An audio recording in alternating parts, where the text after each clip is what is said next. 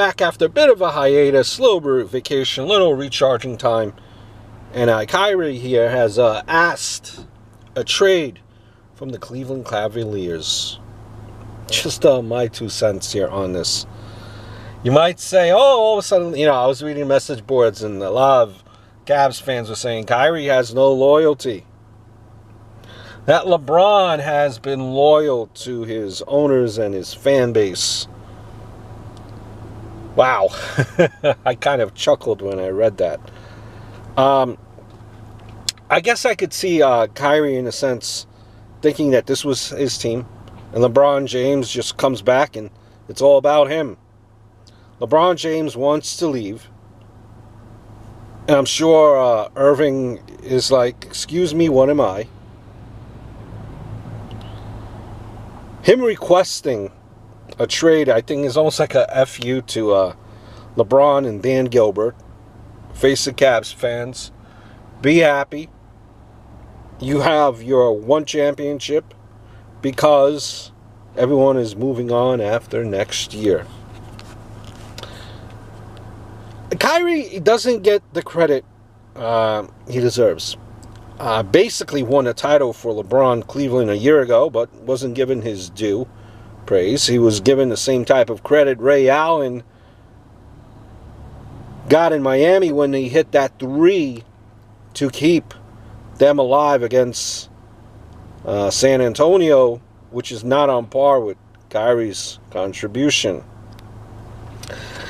In all due seriousness, if there's one thing this offseason has taught us, is that the NBA is truly a players' league. None of these 8-figure contracts is any guarantee that a player will represent a franchise.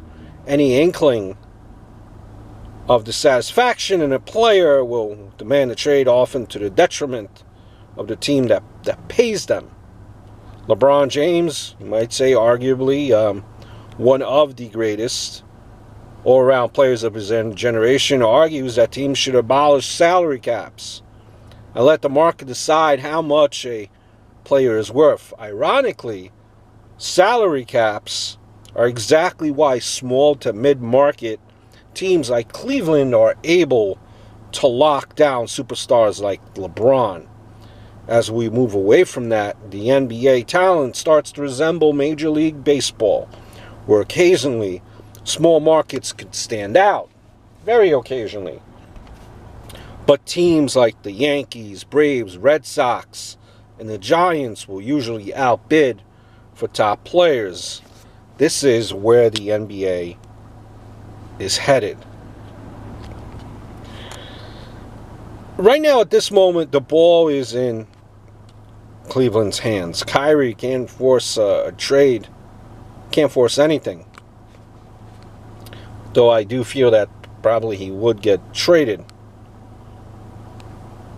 Once you trade, the real question here is, once you trade Kyrie, do you cut your losses and trade LeBron? I know it sounds crazy, but the Cavs won't be able to beat the Warriors with the roster as is. So now what's the point in keeping LeBron when A, he's probably going to leave after the season, B, you may get to the finals, but you're not winning a chip, and C, you save money by dumping your 2 highest paid players. I know it sounds ridiculous, but at some point the Cavs have to realize that they just aren't going to win and have to think about the future. Am I a little bit crazy? Hope all is well.